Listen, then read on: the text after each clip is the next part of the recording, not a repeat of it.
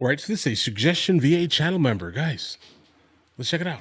On Friday, Reyes Coca-Cola Bottling, which owns and operates this distribution site, made the surprise announcement it's consolidating its Salinas plant with operations in San Jose.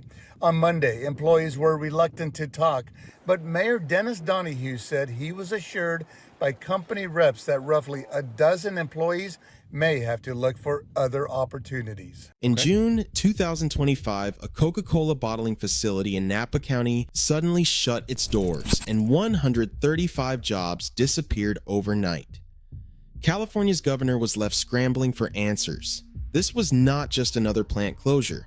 It is part of a growing corporate exodus that is shaking the state's economy at its core. It's taxes. What pushed America's biggest beverage giant to abandon its own backyard? And why are political tensions flaring like never before? The real story starts here. California's reputation as a magnet for business has come under growing scrutiny. In recent years, a steady stream of companies has weighed the costs of staying against the benefits of leaving. The Public Policy Institute of California's June 2025 brief tracks these movements, showing that while the headlines often shout about a mass exodus, the numbers tell a more complex story. Between 2018 and 2024, California lost a net total of just 11 corporate headquarters, far fewer than the public debate suggests. Most of these were smaller firms, often with fewer than 500 employees, and their destinations were not always distant. Texas, Nevada, and Florida top the list, but many simply move for lower taxes or easier access to talent. Costs and regulations remain a constant refrain among those who choose to leave. Nearly half of departing firms cited high taxes and the expense of doing business, while another third pointed to regulatory hurdles. Yet the Public Policy Institute of California's data reveals that California's churn rate for headquarters matches the national average, and the state continues to attract new firms, especially in tech and biotech. Beyond headquarters, the manufacturing sector faces sharper headwinds. The share of state gross domestic product tied to manufacturing has slipped from 12% in 2010 to 9% by 2024. Plant closures, particularly in food and beverage, have accelerated. Automation and global competition play their part, but rising energy costs and compliance demands add pressure. For established brands, these factors force a hard look at where to invest, expand, or pull back. The story of one company's exit is part of a broader economic puzzle, shaped by policy, markets, and the realities of running a business in California. Coca-Cola's global restructuring in 2025 illustrates a dramatic shift in how legacy brands operate. Instead of investing in company-owned plants, executives have steered toward an asset-right model. This approach places the emphasis on brand building, marketing, and product innovation, while the actual bottling and distribution is handed off to specialized third-party co-packers. The company's leadership points to greater efficiency, lower capital risk, and the ability to move faster in a changing beverage market. The numbers behind this strategy are striking. Over the course of its restructuring, Coca-Cola eliminated roughly 2,200 jobs worldwide and discontinued 200 brands, including Odwalla and Tab. The idea is clear. Focus only on the most profitable products and let outside partners handle the capital-heavy task of manufacturing. By 2025, the company's operating margin hovered around 30%, with free cash flow projected at $9 to $10 billion. Okay, so basically, it's not just a California thing, even though I'm absolutely someone who hates on California at any turn that I can possibly take here. It just seems to be something that's happening kind of within the company itself, which I guess makes sense here. If over 2,000 people are being laid off, but only 135 in the state of California are being laid off, then it's obviously happening many other places around the United States of America. So I guess it's not just specifically taxes, as I initially assumed. Figures that reflect the benefits of outsourcing and streamlining.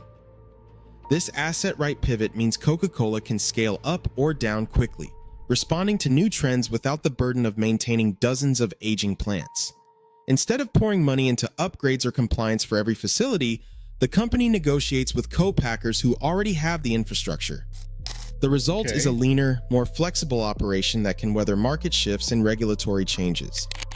For Coca-Cola, the future is less about owning bottling lines and more about owning the customer's attention. Reyes Coca-Cola Bottling, one of the state's largest beverage bottlers, began its own round of consolidation in early 2025. In Modesto, the company issued a WARN notice announcing the permanent closure of its facility, with 101 jobs eliminated by January. This site, which handled bottling and distribution for brands such as Coca-Cola, Dr. Pepper, and Monster, was part of a network of more than 20 Reyes-operated plants still active in California after the closure. The closure of Coca-Cola's American Canyon plant did not go unnoticed in Sacramento. Critics of California's business climate seized on the news, arguing that the state's high taxes, expensive energy, and complex regulations are driving employers out. Editorials and business groups pointed to the bottling shutdown as the latest example of what they call a hostile environment for manufacturers. The debate quickly reached statewide attention, drawing in lawmakers, policy analysts, and industry advocates. Some framed the closure as a warning sign, suggesting that more companies could follow unless the state rethinks its approach to business cost and compliance. Yet, the facts remain stubbornly mixed. The Public Policy Institute of California's June 2025 report cautioned against overblown narratives, noting that while manufacturing faces steep challenges, the state's overall rate of company departures is in line with national averages. Okay. For every high-profile exit, there are new firms arriving, particularly in tech and biotech. Even so, the loss of a major employer in a small town like American Canyon brings the conversation out of the abstract and into people's daily lives. Governor Gavin Newsom's office maintained its usual message, emphasizing California's strengths, its workforce, innovation, and economic scale. Yeah, I don't know. Listen, I hear it. The numbers may be on par, right? But you still have to live in California.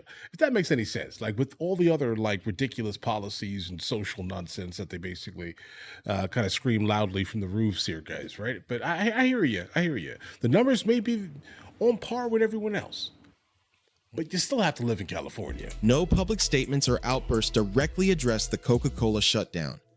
The absence of a dramatic response did not stop critics from filling the void, using the closure to renew calls for regulatory reform and tax relief. The debate over the state's business climate continued, with the Coca-Cola closure serving as a fresh rallying point for those demanding change. Today, global brands rethink where they make and move their products. As companies like Coca-Cola shift operations away from California, the ripple hits workers, communities, and state identity. The real cost isn't just lost jobs, it's the uncertainty over who or what will shape California's future. Major outlets ran stories claiming that In-N-Out Burger was relocating its headquarters to Nashville, that the chain was leaving California, and that Lindsay Snyder planned to live in Tennessee. These reports often blurred the line between personal and corporate decisions, and they fueled a narrative that the company was abandoning its home state. Commentators pointed to Snyder's remarks about family challenges and the difficulty of doing business in California, framing the developments as evidence of a hostile environment for employers. Editorials and talk shows seized on her words, linking the story to broader concerns about taxes, regulations, and the cost of living. The coverage quickly shifted from business analysis to a public referendum on California's future, as critics accused state leaders of driving out yet another iconic brand. Amid the noise, confusion grew about what was actually happening, with headlines amplifying speculation and increasing pressure on both In-N-Out and California policymakers.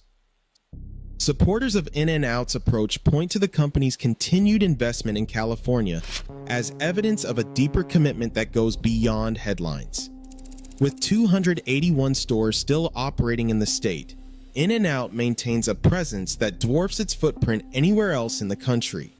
Defenders argue that the decision to consolidate in Baldwin Park, rather than abandon California altogether, mirrors the choices of other major brands that have faced similar pressures.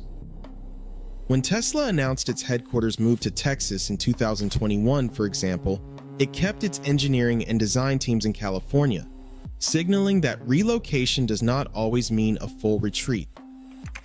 For In-N-Out, the opening of a Tennessee office is seen by some as a practical step to support growth in the Southeast, not a rejection of its roots. This perspective frames the company's actions as part of a broader pattern, where California-born companies adapt and expand while preserving their legacy at home.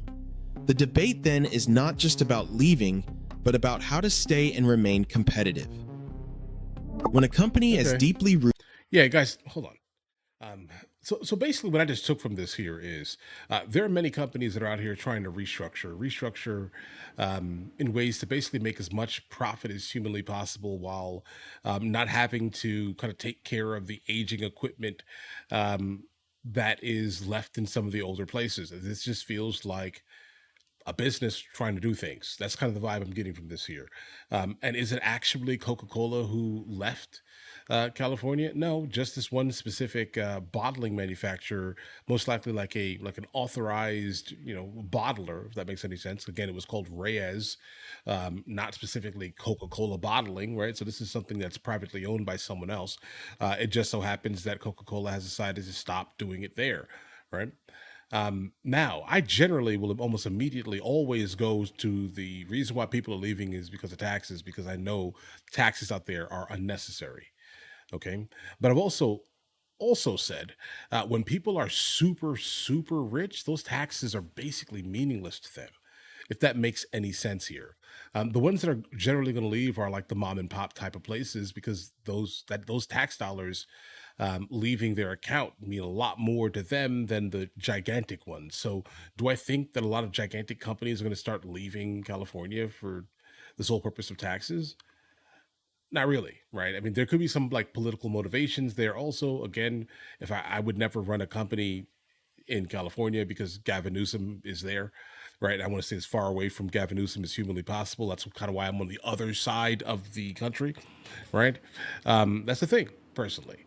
But then also get like the brand new information that it's not that this is just happening in California; it's happening in many other states here, guys. Right? So that's surprising information to actually hear.